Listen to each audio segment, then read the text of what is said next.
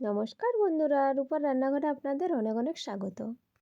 বন্ধুরা, আজ আমি ক্রিস্পি মশলা ধোসার রেসিপি নিয়ে চলে এসেছি। আশা করি আপনাদের ভালো লাগবে এবং প্রথম থেকে শেষ পর্যন্ত আমার সাথে থাকবেন। আর এই ধোসার রেসিপিটি বাড়িতে থাকা উপকরণ দিয়েই বানানো যায়। আমরা তো রোজ রোজ বাড়িতে একঘেয়ে জলখাবার খেয়ে থাকি, একবার হলেও বাড়িতে এই ধোসাটি বানিয়ে দেখুন, বাচ্চা বড় সবার খুবই পছন্দ হবে। আর আজকে আমার রেসিপিটি ভালো লাগলে অবশ্যই চ্যানেলটি লাইক সাবস্ক্রাইব করে পাশে থাকবেন আর বন্ধুদের সাথে শেয়ার করে নেবেন। আসুন তাহলে রেসিপিটি বানানো যাক। এখানে আমি আগে থেকে 1 কাপ বিউলির ডাল আর 2 কাপ চাল ভিজিয়ে রেখেছি। সাথে ভিজিয়েছি 1 চামচ মেথি, হাফ কাপেরও কম ছোলার ডাল আর কিছুটা ভিজিয়েছি চিড়ে। আর এখানে আমি একটা মিক্সিং বোল নিয়েছি। মিক্সিং বোলের মধ্যে ভিজিয়ে রাখা চাল ডালটা নিয়ে নিচ্ছি। আমরা সবাই বাড়িতে সাধারণত যে চালের ভাত খেয়ে থাকি সেই চালটাই আমি এখানে নিয়েছি। এরপর মিক্সিং বোলের ঢাকনাটা লাগিয়ে আমি খুব সুন্দর করে পেস্ট করে নিলাম। আর এখানে আমি একটা বড় পাত্র নিয়েছি। পাত্রের মধ্যে আমি চাল ডালের ব্যাটারটা নিয়ে নিলাম। এরপর মিক্সিং বোলের মধ্যে আমি নিয়ে নিলাম আগে থেকে ভিজিয়ে রাখা ছোলার ডাল, চিঁড়ে, মেথি। বন্ধুরা, এই সমস্ত উপকরণ কিন্তু আমি 4 ঘন্টা আগে ভিজিয়ে রেখেছিলাম, অর্থাৎ দুপুরে ভিজিয়ে রেখে সন্ধেবেলা পেস্ট করছি। বাকি যে চাল ডালটা ছিল সেটাও মিক্সিং বোলের মধ্যে দিয়ে খুব সুন্দর করে পেস্ট করে নিলাম। ওই একই পাত্রের মধ্যে আমি ব্যাটারটা ঢেলে নিলাম। এরপর একটা চামচের সাহায্যে ব্যাটারটা খুব সুন্দর করে মিক্স করে নেব। এই পর্যায়ে ব্যাটারটা অবশ্যই খুব সুন্দর করে মিক্স করে নিতে হবে। এখানে আমার ব্যাটারটা খুব সুন্দর করে মিক্স করা হয়ে গেছে। চাপা দিয়ে আমি সারা রাত্রের জন্য রেখে দিলাম। বন্ধুরা, রাত্রি কেটে সকাল 8টা বেজে গিয়েছে। আমি ধোসার ব্যাটারটা নিয়ে চলে এসেছি। বন্ধুরা, আপনাদের বাড়িতে যদি ফ্রিজ থাকে অবশ্যই ব্যাটারটা ফ্রিজে রাখার চেষ্টা করবেন। আমার বাড়িতে ফ্রিজ ছিল না, সেজন্য আমি নর্মালে রেখেছিলাম।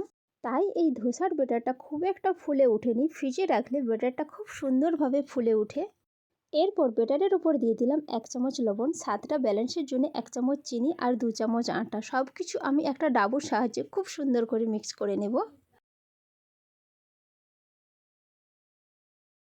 বন্ধুরা, অন্য কোনো সময়ের থেকে এই শীতকালে বিউলির ডালটা অ্যাভেলেবেল পাওয়া যায়। আপনারা বাড়িতে একবার হলেও এই মশলা ধোসাটা বানিয়ে দেখুন, খুব সুন্দর আর খুব টেস্টি হয়। এখানে আমার ব্যাটারের সাথে সমস্ত উপকরণগুলো খুব সুন্দর করে মিক্স করা হয়ে গেছে। আর এদিকে গ্যাস জ্বালিয়ে তাওয়া বসিয়ে অল্প একটু তেল ব্রাশ করে দিলাম। তেলের উপর অল্প একটু জল ছিটিয়ে দিলাম।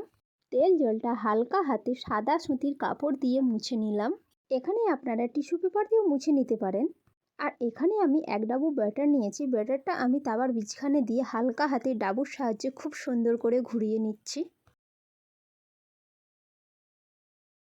এই দেখুন বন্ধুরা, একদম দোকানের মতো কত সুন্দরভাবে একটা ধোসার শেপ এসে গিয়েছে। উপর দিয়ে হালকা তেল ব্রাশ করে দিলাম। গ্যাসের ফ্লেমটা প্রথম থেকে মিডিয়ামে রেখে উপর দিকে ধোসার কালারটা চেঞ্জ হয়ে আসলে মশলা আলুটা আমি উপর দিয়ে দিলাম। এই দেখুন বন্ধুরা, একদম দোকানের মতো লেগেছে না দেখতে। এরপর আমি হাতার সাহায্যে ধোসাটা আমি ফোল্ড করে নিলাম।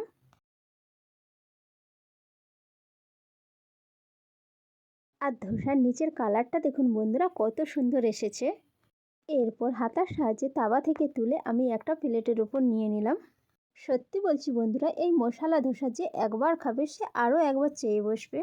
এখানে আমি আরও একটি ধোসা বানিয়ে দেখাচ্ছি। প্রথমে আমি হালকা তেল ব্রাশ করে উপর দিয়ে অল্প জল ছিটিয়ে দিলাম। সেম প্রসেসে সাদা সুতির কাপড় দিয়ে আমি হালকা হাতে তেল জলটা মুছে নিলাম। 1 ডাবু ব্যাটার নিয়ে হালকা হাতে খুব সুন্দর করে গোল করে ঘুরিয়ে নিলাম।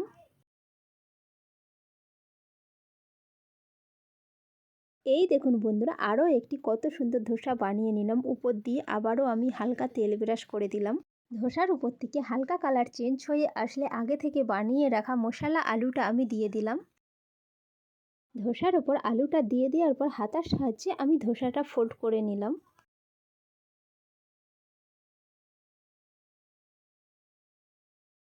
বন্ধুরা, এই ধোসার সাথে আমি যে মশলা আলুটা দিয়েছি, এই রেসিপিটি আপনারা যদি দেখতে চান অবশ্যই আমাকে কমেন্ট করে জানাবেন। এই মশলা আলুর রেসিপিটি আমি আপনাদের সাথে অবশ্যই শেয়ার করব। আর সাথে ধোসার চাটনি। বন্ধুরা, এই সেম প্রসেসে বাকি ধোসাগুলো আমি এখানে বানিয়ে নেব।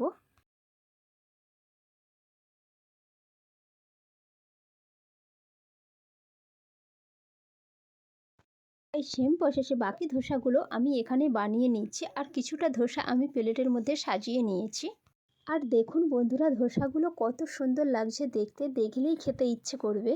আর যে একবার খাবে সে বারবার চাইবে।